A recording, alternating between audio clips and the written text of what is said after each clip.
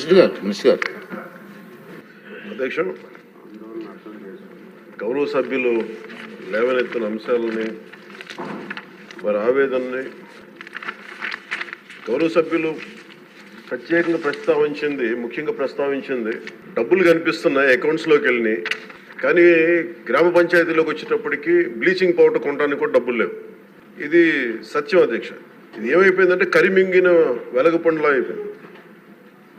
డబ్బులు కనిపిస్తున్నాయి, ట్రాన్సాక్షన్ కనిపిస్తున్నాయి అకౌంట్స్లో, కానీ నిధులు డ్రా చేయడానికి లేదు.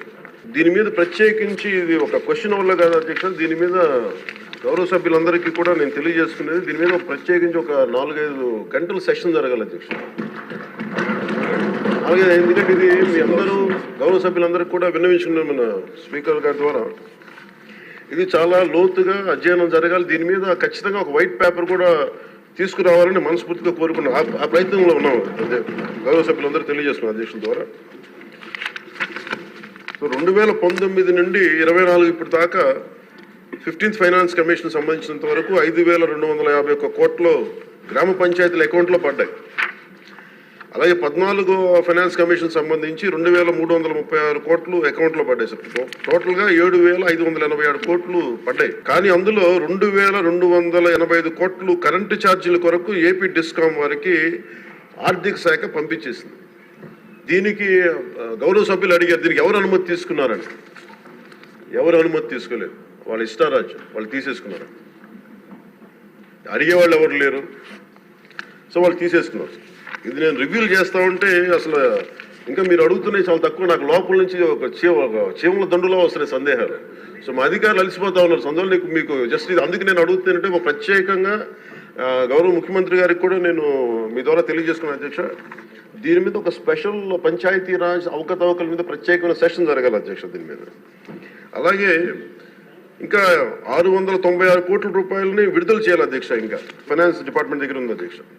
రవికుమార్ గారు అడిగిన ఇంకొక ప్రశ్న అధ్యక్ష, ఈ పాపులేషన్ ప్రకారం కేటాయించాలి కదా అంటే కేంద్రం వ్యత్యాసాల గురించి అడిగారు అధ్యక్ష. కేంద్రం కేటాయించిన నిధులు ప్రతి సంవత్సరానికి మారుతూ ఉంటాయి అధ్యక్ష. తదనుగుణంగా నిధుల కేటాయింపులు కూడా జరిగాయి. నిధులు విడుదల కాబట్టి అధ్యక్ష దీంట్లో ఇంకా సంతృప్తికరంగా ఉండకపోవచ్చు సమాధానం. Will take it into consideration sir, will give a detailed answer in forthcoming session sir. అలాగే మనకి పంచాయతీల నిధులు పర్ క్యాపిటా గ్రాంట్ కానీ స్టాంప్ డ్యూటీ కానీ సెనరై ఛార్జెస్ కానీ వీటికి కూడా నిధులపై కూడా సమీక్షించి చాలా రావాల్సిన అధ్యక్ష పంచాయతీలకి దానికి ఎలా రావాలి ఏం చేయాలి విడుదల జరిగేటట్లు విల్ ఇనిషియేట్ ద యాక్షన్ అధ్యక్ష. అలాగే ముఖ్యంగా ఈ వాటర్ బాండ్ ఈ వ్యాధులన్నీ వస్తున్నాయి నీటి ద్వారా, దీనికి స్పెషల్ డ్రైవ్ కండక్ట్ చేస్తాం అధ్యక్ష. విల్ టేక్ ఇట్ ఫార్వర్డ్ అధ్యక్ష. సో ముఖ్యంగా నిన్న గౌరవ సభ్యుల దృష్టికి తీసుకొస్తున్నాం అధ్యక్ష. అంటే ఈ ఆలస్యం ఎందుకు జరిగింది అసలు మీరు కొంచెం రివ్యూ చేస్తున్నప్పుడు అధ్యక్ష టోటల్గా లోకల్ బాడీస్ సంబంధించి రివ్యూ చేసాం అధ్యక్ష. ఈ పంచాయతీలది దాంట్లో ఉండిపోయింది. ఇట్స్ 3 tier లోకల్ బాడీ ఇది కాబట్టి సెంట్రల్ గవర్నమెంట్కి ఎలాంటి కాన్స్టిట్యూషనల్ గ్యారంటీ ఉందో, స్టేట్ గవర్నమెంట్కి ఎలాంటి కాన్స్టిట్యూషన్ గ్యారంటీ ఉందో, ప్రొటెక్షన్ ఉందో, పంచాయతీలకు కూడా అదే ప్రొటెక్షన్ ఉంది అధ్యక్ష. అక్కడ జాతిపిత మహాత్మా గాంధీ గారి ఫోటో పెట్టుకుని గ్రామ స్వరాజ్యం కోసం తపన పడే మనందరం కూడా ఈరోజు నలుగుతా ఉన్నాం. కాకపోతే గత ప్రభుత్వం చేసిన తప్పులు ఎలా ఉన్నాయంటే అధ్యక్ష మొత్తం వదిలేశారు అధ్యక్ష. గాంధీ గారి ఫోటో వరకు దాన్ని పెట్టారు కానీ అలంకారప్రాయంగా పెట్టారు కానీ నిజంగా ఆయన స్ఫూర్తిని గత ప్రభుత్వం తీసుకెళ్లేదు, ఈ ప్రభుత్వం తీసుకెళ్తాం అధ్యక్ష. అలాగే లోతుగా అధ్యయనం చేయబోయే బదులు చాలా సింపుల్గా అధ్యక్ష మీకు గౌరవ సభ్యులందరికీ చేస్తా ఉన్నాను. నిన్న మా అధికారులతో కూడా మాట్లాడుతూ ఉంటే ఈ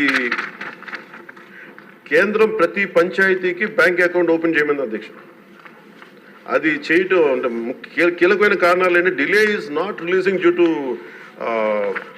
రిలీజింగ్ ఆఫ్ అంటే భారతదేశ ప్రభుత్వం డిలే చేయలేదు అధ్యక్ష, సకాలానికి పంపించేస్తూ ఉంది. కానీ కొంతకాలం ఏమో పంచాయతీ మన ఎన్నికలు జరగకపోవటం వల్ల ఇంకొకసారి వీళ్ళు అడిగింది non integration towards PFMS by the state government. అంటే కేంద్రానికి సంబంధించిన పబ్లిక్ ఫైనాన్స్ మేనేజ్మెంట్ సిస్టమ్కి అనుసంధానం చేయమని అడిగారు. మొదటి 2 సంవత్సరాలు వీళ్ళు సరిగ్గా చేయకపోవటం వల్ల మేము మిమ్మల్ని డైరెక్ట్గా పంచాయతీ ఖాతాల్లోకి వెళ్ళాలి, అందుకని మీరు పిఎఫ్ఎంఎస్కి మీరు అనుసంధానం చేయండి. అది చేయకపోవటం వల్ల కూడా అదొక మేజర్ డిలేస్ అధ్యక్ష. ఎలక్షన్స్ని నిర్వహించకపోవడం దానివల్ల కూడా ఆలస్యమైంది అధ్యక్ష.